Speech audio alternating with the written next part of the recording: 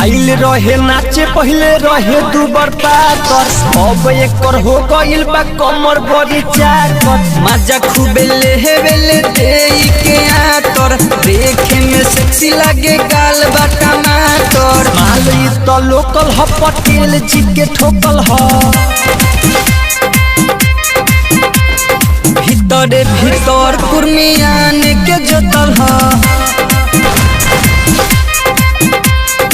आइल रहे नाचे पहले रहे दुबर पातर, अब एकर हो गइल बा कमर बड़ी चाकर। मजा खूबे लेवेले देई के आतर, देखे में सेक्सी लागे गाल बा टमाटर। माल ई तो लोकल ह, पटेल जी के ठोकल ह।